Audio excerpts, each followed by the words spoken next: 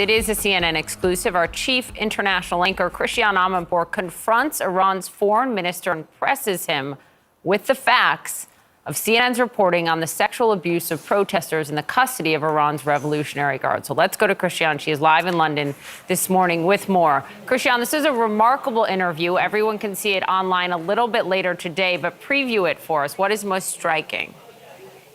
Well, I obviously had to start with the global condemnation of Iran over the crackdown after Mahsa Amini's death against the women's rights protests. He absolutely denied that there'd been any crackdown of, quote, peaceful protesters. He essentially said that the crackdown came when the protests were infiltrated by those sponsored by outside, in his words, who wanted to create a counter-revolution. But I brought up specific CNN reporting, New York Times reporting, human rights reporting on the allegations of multiple sexual abuses committed in detention against females who had been arrested. Here's the back and forth. When you say the Islamic Republic of Iran respects human rights, one female protester says that she was detained inside a Revolutionary Guard facility for more than a month and raped by 3 different men.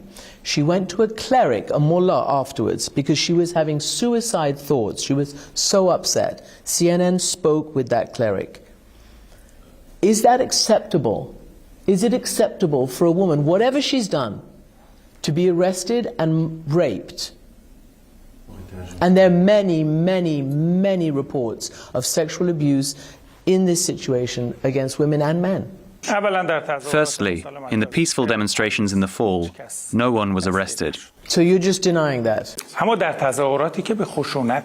However, in those protests that had become violent, some individuals, some of whom had entered Iran from the outside and were using firearms and killing the police, were arrested. You do know that the Supreme Leader actually issued an amnesty, and all those who were imprisoned were released, with the exception of those who had killed someone or were being sued. Regarding the Iranian woman that you mentioned, I cannot confirm it. There have been so many such baseless claims made on social media and in media. Okay, these are not baseless and they weren't on the internet. It's CNN spoke to a cleric, a religious person inside your country, and got this story. We have seen some of CNN's reports that are targeted and false. That's not true. We report the facts and we report the truth, and that's why you're sitting here with me, Mr. Foreign Minister.